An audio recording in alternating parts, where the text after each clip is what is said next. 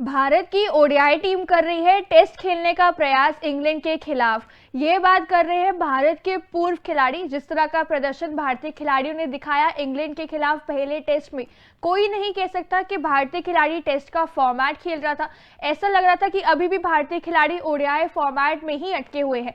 जिस तरह top order के बल्लेबाज, मिडिल ऑर्डर के बल्लेबाज, सारे ही भारतीय बल्लेबाज जो है वो यहाँ पे चक्का या चौका मारते हुए वहां पे जिस तरह आउट हुए, शॉट लगाते हुए आउट हुए, लेकिन कोई भी नहीं लग रहा था कि एक एक्चुअल डिलीवरी पर आउट हुआ है।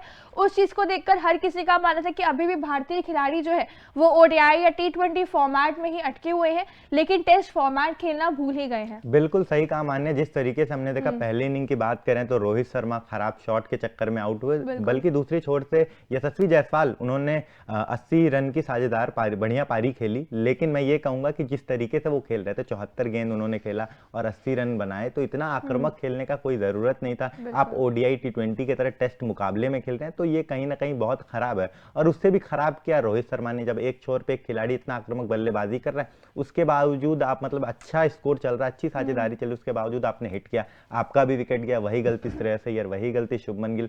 तो मतलब जिस तरीके का ये परफॉर्म कर रहे हैं टेस्ट क्रिकेट में, ना तो आप टेस्ट क्रिकेट में टेस्ट क्रिकेट वाला खेल खेल नहीं रहे हैं, और उसी का परिणाम ये रहा कि आपको पहला मुकाबला हारना पड़ा। मैं कहूंगा सिर्फ मुझे, अगर मैं बात करूं, दो खिलाड़ी हैं जिन्होंने अच्छा खेला, बेशक जी अब रूल्ड आउट भी हो चुके हैं। हम बात कर रहे हैं केएल राहुल की। उनका जो खेलने का तरीका रहता है वो अच्छे से खेलता है, वो लगता है कि एक टेस्ट खिलाड़ी है, बढ़िया खेल रहा है, पेशेंस है उसके अंदर। और दूसरा ऑलराउंडर अपने रविंद्र जडेजा, वो भी पेशेंस के साथ खेलते हैं, बढ़िया, मतलब लगता है कि टेस्ट क्रिकेट खेल रहे हैं। बिल्कुल, लेकिन जिस तरह का प्रदर्शन भारतीय खिलाड़ियों ने फर्स्ट टेस्ट में दिखाया वो थोड़ा सा निराशाजनक था। और जिसके ऊपर अगर बात करें तो भारत के ही पूर्व खिलाड़ी मोहम्मद कैफ ने एक बड़ा बयान दिया है और कहा है कि जैसे कि श्रेयस अय्यर, रविंद्र जडेजा टेस्ट फॉर्मेट में एक्चुअल टेस्ट वाली बैटिंग दिखाते हैं, वो अब यहाँ पे मिस आउट करने वाले हैं अगले मुकाबले से। उसके अलावा जो पूरी टीम में जो प्लेइंग 11 में बैलेंस लेकर आते हैं वो विराट कोहली है, जो एक्चुअल में फॉर्मेट के अकॉर्डिंग खेलते हैं। वो डिफेंसिव भी खेलते हैं, जरूरत पड़ने पे वहाँ पे जो है स्ट्रोक्स भी लगाते हैं।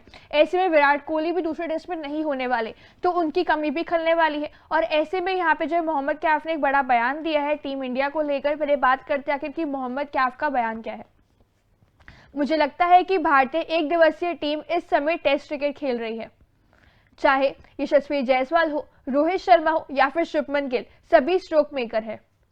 गिल को शॉट मारना पसंद है, लेकिन उन्हें अपने डिफेंस पर ज्यादा भरोसा नहीं है। श्रेयस अय्यर भी आक्रामक खिलाड़ी है। मुझे उम्मीद है कि विराट कोहली के दूसरे टेस्ट के बाद आने तक बहुत देर नहीं होगी। ध्रुव जरैल या मौजूदा फॉर्म को देखते हुए सरफराज खान पर भी नजर डाली जा सकती है, लेकिन केएल राहुल और जडेजा की गैर मौजूदगी में भारतीय बल्लेबाजी कमजोर होगी, इसमें कोई शक नहीं। अक्षर को नंबर 8 पर बल्लेबाजी करनी पड़ सकती है और इसलिए मुझे लगता है कि वॉशिंगटन सुंदर को मौका मिल सकता है, क्योंकि वे नंबर 9 तक बल्लेबाजी करना चाहते हैं। अगर इसमें देखिए तो कहीं ना कहीं मोहम्मद कैफ ने भी वही बात करी है कि जैसे केएल राहुल का ना होना, जडेजा का ना होना कहीं ना कहीं मुश्किल वाली बात है ऑब्वियसली, और विराट भी नहीं है, तो कहीं ना कहीं विराट के आने तक कोई देरी ना हो जाए, ऐसी बात करी। क्योंकि शुरुआत में जैसे उन्होंने गिनवाया कि शुभमन की बात कर ले, जायसवाल, रोहित, श्रेयस, ये सारे जो है वो हिटर वाले बैट्समैन है कि शॉट मारने पर लगे रहते हैं। आपके दो खिलाड़ी है नहीं, विराट आपके है नहीं। उसके अलावा नीचे आके नंबर 8 पर अक्षर पटेल है, और कहीं ना कहीं बात करें कि नंबर 9 पर शायद सुंदर को मौका मिल सकता है, कि उन्होंने बात करी जडेजा की जगह पे शायद, क्योंकि हम इंडिया देख रही है कि बैटिंग डेप्थ के बारे में, नंबर 9 तक बल्लेबाजी करने के बारे में। बिल्कुल, और जिस तरीके से इन्होंने बोला सरफराज खान को मौका देना चाहिए, मुझे भी लगता है उन्हें मौका मिलेगा और मौका देना भी चाहिए, जिस तरीके का उनका परफॉर्मेंस रहा है डोमेस्टिक में। और ये जो दूसरा मुकाबला है जो वाईजैक में खेला जाएगा वो बहुत इंपॉर्टेंट होने वाला है मान्या, क्योंकि पहला मुकाबला अच्छे प्लेयर्स थे। केएल राहुल बहुत अच्छा परफॉर्मेंस, रविंद्र जडेजा बहुत अच्छा परफॉर्मेंस, दोनों ही खिलाड़ी दूसरे मुकाबले में नहीं है। अब नए नए खिलाड़ी आएंगे, और मतलब जो खिलाड़ी हैं टीम में, अगर शुभमन गिल की बात करें, अय्यर की बात करें, आउट ऑफ फॉर्म है।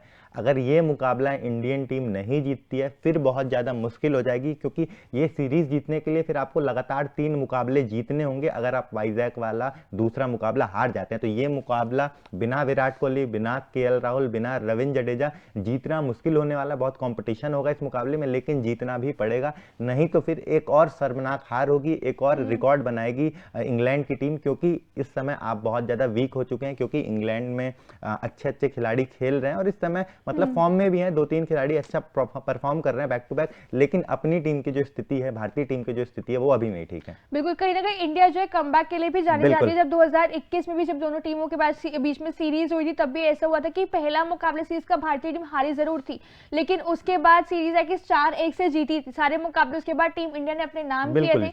तो ऐसे में ये है कि कहीं ना कहीं इस बार सीरीज में पहला मुकाबला टीम इंडिया हारी जरूर है, लेकिन कमबैक करने के लिए जानी जाती है और हो सकता है कि शायद आगे के सारे मुकाबले टीम इंडिया जीत जाए और कमबैक के लिए जो है वहां पे जानी जाती है, जिसके लिए तो वो सीरीज भी अपने नाम कर ले। बिल्कुल, बाकी आपका क्या राय इस पूरे मामले में कमेंट बॉक्स में बताइए और जाते जाते तूफान स्पोर्ट्स को लाइक, शेयर एंड सब्सक्राइब करिए।